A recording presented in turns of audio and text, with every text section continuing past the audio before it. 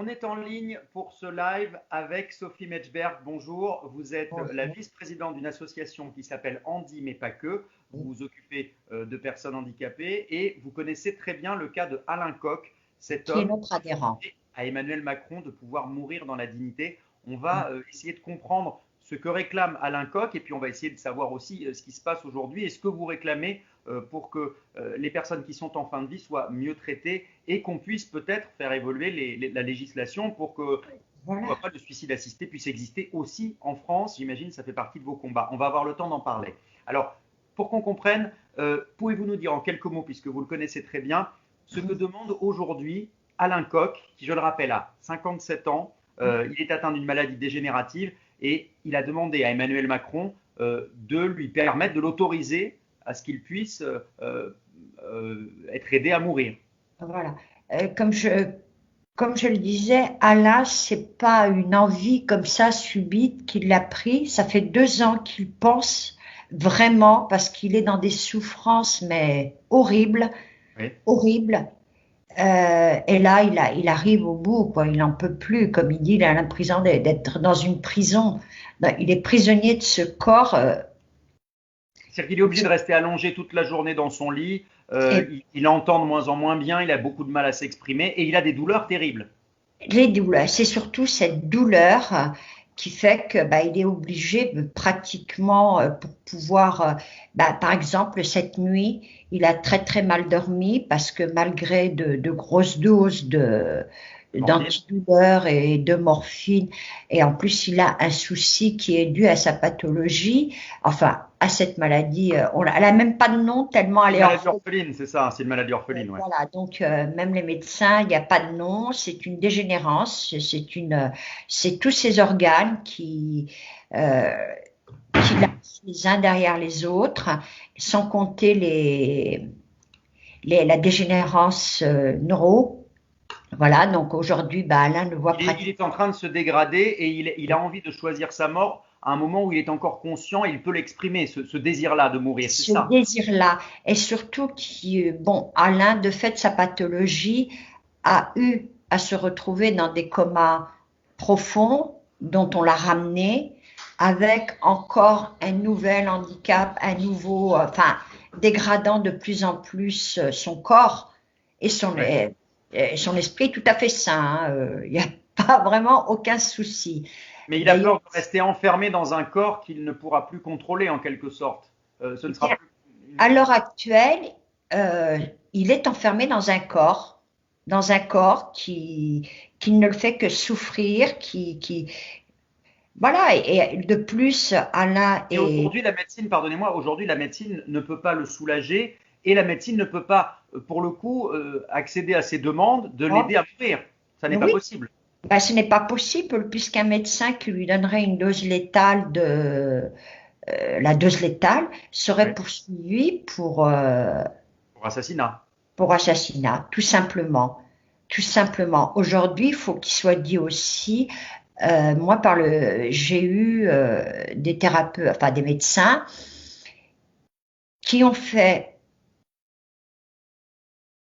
malgré le serment et ils étaient face à une telle détresse, à un tel degré de souffrance qu'ils ont pris cette décision et ils sont prêts à témoigner, bien sûr, en m'adressant à moi, le courrier étant tenu par le secret De manière professionnel anonyme, je suppose. de manière anonyme, en passant par mon biais, de dire ce qui les a emmenés à donner cette dose létale à des enfants comme à des personnes jeunes atteintes de maladies ou de cancer métastasé, parce qu'il faut aussi parler de ça. Il n'y a pas que les maladies dégénératives. Voilà, aujourd'hui, le débat se fait là. Moi, Mais alors, excusez-moi, juste qu'on comprenne. Aujourd'hui, il y a un cadre législatif qui est la loi Leonetti. Cette oui, loi Leonetti ne prévoit pas de pouvoir aider des personnes qui sont dans le cas d'Alain ou des gens dont vous me parlez qui sont atteints de cancer, par exemple, dont on sait qu'ils sont incurables. Mais c'est-à-dire que les personnes ne sont pas théoriquement. En fin de vie, ça veut dire quoi? Ça veut dire c'est les derniers jours, quoi. C'est les derniers souffles, être en fin de vie, c'est ça. voilà, je veux dire que la loi, d'après ma connaissance de la loi Loretti, c'est-à-dire que il faut qu'il vous, que vous ayez 8 à 10 jours. 8 à 10 jours en vous plongeant dans un coma profond. Je me suis retrouvée dans un coma profond. Mes enfants m'ont restitué mon état. Je bougeais, et comme me disait mon fils, à chaque moment, on avait l'impression que tu allais te réveiller. Ouais. Ça a été une torture pour eux. Bon, j'ai eu la chance de m'en sortir sans plus de dommages neurologiques que ce que j'ai. Et puis moi, j'ai eu aussi, malheureusement, dans ma vie, à accompagner un ami proche atteint de la maladie de Charcot, qui est Ouais. une dégénérescence. Mais ça a été une horreur. J'ai un cousin qui est parti de cette maladie, donc effectivement, Donc, vous ça va savez, la dégradation physique est très rapide. voilà. Ça peut être très rapide, en tout cas, ça dépend des types de maladies de Charcot, et c'est vrai que les gens voilà, perdent très rapidement tout un tas ils se retrouvent en fauteuil, ils n'arrivent plus à parler, ils n'arrivent plus à attraper quelque chose. Enfin, c'est quelque chose On de très n'arrive violent. plus à se nourrir, à déglutir, voilà. Donc, Mais ce que vous me dites, grosso modo, c'est qu'avec la loi Leonetti telle qu'elle existe aujourd'hui, finalement, on peut permettre à des gens qui sont réellement en fin de vie d'en finir peut-être un peu plus vite, mais à un moment où ils ne sont même plus en mesure de le dire et de l'exprimer consciemment. C'est ça qui est paradoxal. ben oui, mais aujourd'hui, vous avez deux associations qui portent et qui sont bien au fait, puisque je rappelle à tout le monde que nous ne sommes pas une association qui aide. On n'est pas des spécialistes de la fin de vie. Aujourd'hui, nous, ce que l'on veut, en dit, mais pas que, nous sommes une association de droit de défense des personnes handicapées. Oui. Et on reçoit, nous aussi, des témoignages de gens qui nous disent on est à bout, aidez-nous, aidez-nous. On les renvoie vers des associations comme à des. Je me La rappelle DMD, plus. oui, l'association Droit à mourir dans la dignité de Jean-Luc Romero, la DMD. Mais c'est dire que vous vous occupez des droits des personnes handicapées, et parmi ces droits-là, il peut y avoir Le aussi le droit droit de mourir. de pouvoir accéder à la mort qu'on a choisie, c'est ça. Voilà, Pour vous, exactement. c'est une question de liberté? C'est une question de liberté. Et aujourd'hui, nous et nos adhérents, hein, on n'a pas que des personnes en situation de handicap. Je veux dire qu'il y a des parents de personnes en situation de handicap, des enfants de parents d'enfants handicapés, de parents handicapés. Voilà, il y a des gens qui n'ont aucune maladie. Et je ne veux pas faire l'amalgame avec l'affaire Imbert, où là, c'est encore différent puisqu'il y a eu un accident et qu'il n'avait aucune directive, qu'il n'a rien laissé. Vous avez vu Oui, bien sûr. Quand on a, oui, ça, il s'est retrouvé pour le coup après un accident enfermé dans son propre corps sans pouvoir exprimer quoi que ce soit. Quand c'est quelque chose qu'on n'a pas prévu entre guillemets, quand on a une maladie dégénérative, on sait ce qui risque de vous arriver. Mais en revanche, quand il y a un accident, du jour au lendemain, on peut se retrouver dans cette situation sans avoir voilà, prévu des directives. aucune directive. Et aujourd'hui, eh ben, déjà, ce que je ne comprends pas, mais la loi bioéthique. Au départ, les législateurs avaient décidé de mettre le problème de la fin de vie dans la loi bioéthique. Vous avez Mais raison, pas ça a été retiré, ça a effectivement. été retiré. Pourquoi? Parce que j'ai l'impression que les politiques ont peur. Je ne comprends pas de quoi ils ont peur, puisque moi, je vous dis en interrogeant des gens et en disant, aujourd'hui, 8 Français sur 10 sont favorables. Dans les sondages, 8 Français sur 10 sont favorables au droit à l'euthanasie, à choisir sa mort, au Ah suicide assisté, oui, oui, etc. C'est ça. voilà. Aujourd'hui, là où il y a une grande hypocrisie, c'est qu'il y a un certain nombre de gens qui témoignent parfois, qui ont recours à ce qu'on appelle un suicide assisté en Suisse, en Belgique. Je crois qu'il y a également les Pays-Bas et la Suède en Europe qui offrent ce cadre législatif pour permettre aux gens de choisir leur mort. C'est-à-dire que certains Français font ce choix-là. Pourquoi Alain Koch, par exemple, n'a-t-il pas décidé d'aller en Suisse ou en Belgique, par exemple, pour Parce finir que sa vie c'est un comme il le coût, souhaite? tout simplement. C'est un Hein? coût, c'est un coût. Parce qu'une personne en situation de handicap, généralement, vit avec un minima social de 900 € qui est l'allocation adulte handicapé. Et savoir qu'elle a le droit à la PCH, c'est-à-dire tout ce qui sert à son confort pour vivre au mieux son handicap. Mais ce n'est pas une somme qui lui est allouée, mais c'est prestataire de service. Et oui, puis Alain Aujourd'hui, Coq, je suppose, ne peut évidemment pas simplement acheter un billet de train pour aller, je crois qu'il habite à Dijon, de Dijon en Belgique. Il peut, voilà, rendez compte dans c'est l'état très où il compliqué est. de le transporter, c'est ça. Et puis, il n'y a pas que ça, c'est que il faut que les gens sachent aussi qu'en allant en Belgique ou en France, ou en Belgique ou en Ou en Suisse, Suisse, oui. les deux trucs les plus près, ça a un coût, puisque c'est normalement un service qui est réservé aux ressortissants belges ou suisses ou aux C'est-à-dire résidents. qu'il faut payer les médecins, les équipes médicales qui prennent en charge votre fin de Exactement. vie, forcément. Et le rapatriement du corps Oui. et de plus, depuis quelque temps, ces deux pays, donc la Belgique et la France, la Belgique et la Suisse, qui sont frontaliers avec la France, en ont assez de ce qu'ils appellent le tourisme à la mort. Donc on durcit leur législation. La venue de Français qui voudraient avoir recours à ce type de. Mais ce que vous me dites là, c'est qu'il y a quand même une injustice terrible qui, pour le coup, est encore liée à une injustice financière aussi. C'est-à-dire que les gens qui ont, entre guillemets, le privilège d'avoir suffisamment d'argent peuvent choisir leur mort et, Voilà. entre guillemets, sont obligés de continuer à souffrir sur leur lit. Oui, et de plus, C'est un vrai scandale, ça, quand même. c'est anormal. Et en plus, aujourd'hui, quand on dit qu'on coûte beaucoup d'argent, vous savez combien coûtent des soins palliatifs? Mais c'est monstrueux.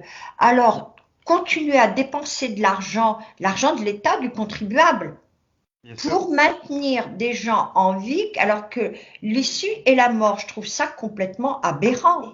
Et surtout des gens qui ne le souhaitent pas, parce que Alain Ne Coq le le souhaitent disait pas. très bien dans l'interview qu'on lui a réservée sur LCI. Il disait qu'aujourd'hui, il estime que les institutions sont maltraitantes vis-à-vis de lui, et il Oui, utilise même le mot de torture. Il dit qu'on le force à continuer à vivre. C'est très fort, ça, de dire une chose c'est très pareille. fort. Et c'est une maltraitance institutionnelle, je suis désolée, même si on peut trouver le mot assez trop fort ou pas approprié, mais nous, personnes en situation de handicap, on vit ça comme une maltraitance. Une maltraitance de plus, parce que ça sont encore d'autres combats. Voilà. Vous réclamez quoi aujourd'hui? Dans la foulée de l'émission qu'on a faite sur LCI, il se trouve qu'il y avait une interview du porte-parole du gouvernement, Gabriel Attal. Il a été interrogé sur le cas d'Alain Coq. Lui n'a pas voulu prendre position personnellement sur, comme souvent les hommes politiques n'ont pas toujours Oui. le courage de leurs opinions quand ils en ont sur cette question. Le sénateur de La République En Marche qui était présent en plateau, lui, Je le remercie. a dit qu'il était favorable à légiférer sur cette question. Mais Gabriel Attal, le porte-parole du gouvernement, a dit qu'il faudrait peut-être que ce soit un thème de campagne pour 2022. Est-ce que Exactement, c'est ce qu'on réclame. C'est ce qu'on réclame. Et de plus, on réclame aujourd'hui un débat sociétal. C'est-à-dire qu'on ne veut pas justement tout déléguer. Voilà, les Français sont prêts à, je sais pas, oui, un débat. C'est-à-dire que les politiques sont en retard par rapport à l'opinion publique, comme souvent? Très en retard à l'opinion publique. Ils ont peur, à votre avis? C'est de quoi? C'est de la lâcheté? Ben voilà, c'est trop compliqué parce que je vais reprendre les mots d'un de vos confrères qui a dit en France on vit en démocratie et on meurt en théocratie parce que voyez, moi demain j'ai rendez-vous avec un prêtre justement pour avoir son opinion. C'est-à-dire que vous croyez que c'est lié pour le coup au poids de la religion et de l'Église en l'occurrence? Pas que, Mais et ça le lobby contribue. pharmaceutique aussi. Ah oui. Vous voulez dire Eh qu'il oui, y a du business derrière? eh Les oui, traitements, les médicaments, oui, oui, oui, oui, c'est très oui. cynique comme point de vue. Nous, on le ressent comme ça, du Ouais, moins. ouais. Parce que on voit, plus on évolue dans nos pathologies, pour mieux éclairer peut-être les auditeurs, leur dire que moi-même, je suis atteinte d'une maladie qui s'appelle la sclérose en plaques, Oui. et j'arrive à un stade où j'ai de plus en plus de soucis, et que je sais que moi, j'aurai toutes mes capacités intellectuelles en étant enfermée dans mon corps. Donc Donc, du coup, vous avez prévu votre moi, sortie, entre guillemets, si je veux dire? moi, j'ai la chance de pouvoir aller, soit aller mourir au Canada, Parce et qu'au soit Canada, aller, c'est très encadré. Au Canada, on peut, le suicide assisté voilà, euh, enfin, du moins au Québec, au parce que Québec, ça d'accord. reste encore assez hypocrite du côté anglophone. Sud-africain, du côté anglo-saxon, d'accord. Voilà. Et aujourd'hui, ben, moi, j'ai cette chance de pouvoir soit aller en Suisse, puisque mon fils est résident suisse. Voilà, je n'ai aucun souci. Mais je me dis, ben, tout le monde n'a pas ma chance. Tout le monde n'a pas ma chance. Et je vous dis, tous les jours, on reçoit des témoignages de gens à souffrir, qui souffrent et qui nous disent, aidez-nous, aidez-nous, aidez-nous. Vous pensez que le Aidez- témoignage d'Alain Coq va être utile pour peut-être faire bouger les choses, y compris politiquement? Je rappelle que Alain Coq a été, enfin pas été reçu puisque c'était par Non, visioconférence, mais on a a reçu eu une entrevue avec Madame parlé Armenteras. avec la conseillère santé d'Emmanuel Macron à l'Élysée. Donc le président de la République est au courant de ce qui se passe. Il est au courant. Il est au courant. Aujourd'hui, nous réclamons, et ce que réclame Alain Coq aussi, bon, ben, s'il veut faire un geste compassionnel vis-à-vis d'Alain, on en serait ravis. On en serait ravis. Et puis, dans la foulée, pourquoi pas, oui, euh, demander, répondre à la demande de son peuple, enfin, d'une partie de son peuple, parce que 8 Français sur 10, c'est quand même important, quoi. En tout cas, oser ouvrir le débat et pourquoi pas en faire une thématique pour la prochaine campagne Exactement. présidentielle. C'est ce que vous Exactement. demandez, vous. C'est ce qu'on demande. C'est ce qu'on demande parce qu'on en a assez qu'on prenne des décisions pour nous. Handicapé ne veut pas dire complètement. Voilà, il y a des cerveaux sous le handicap. Voilà, d'où le nom de l'association. On dit mais pas que. Andy, mais si vous voulez en savoir plus, allez faire un tour sur le site de l'association Andy, mais pas que. C'est andy-mais-pas-que.com. Voilà. Voilà.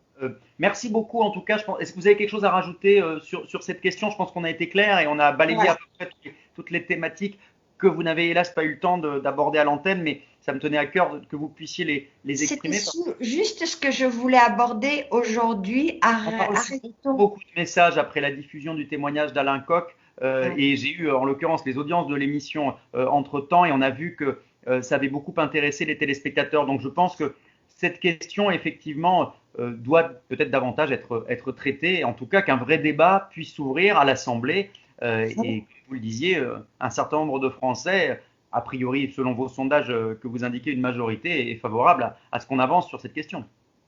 Bah, écoutez, Jean-Luc, qui lui est plus au fait que nous Donc Jean-Luc dans, Jean-Luc dans Romero pour la l'association famille, l'ADMD. voilà, euh, qui est aussi un homme politique, je pense qu'il peut éclairer. Voilà, nous, on veut, notre rôle est d'interpeller au nom de, de toutes ces personnes atteintes de maladies dégénératives, enfin, de toute personne en situation de handicap, parce que malheureusement, ce que beaucoup de gens ne savent pas, c'est que, ben oui, un cancer a des conséquences qui conduisent malheureusement quelquefois. Et puis, le soin palliatif, vous vous rendez compte, pour une personne atteinte d'une pathologie, c'est des années de soins palliatifs. C'est épuisant, c'est épuisant. Pour Merci. l'entourage Oui, aussi. j'imagine, mais pour l'entourage aussi, ça c'est sûr. Merci beaucoup d'avoir été avec nous, Sophie Metchberg. Ben, je vous remercie. Avec plaisir. Et n'hésitez pas en tout cas à aller voir sur le site de Sophie Metchberg, de son association, dont elle est la vice-présidente. Et puis également, si vous vous intéressez à cette question, sur le site de l'ADMD, l'Association pour le Voilà. droit de mourir dans la dignité. Quant à Alain Coq, on continuera de suivre cette semaine, je pense, son actualité, car on attend une réponse de l'Élysée. Merci beaucoup, Sophie Metchberg, d'avoir été avec nous. Ben, merci, Christophe.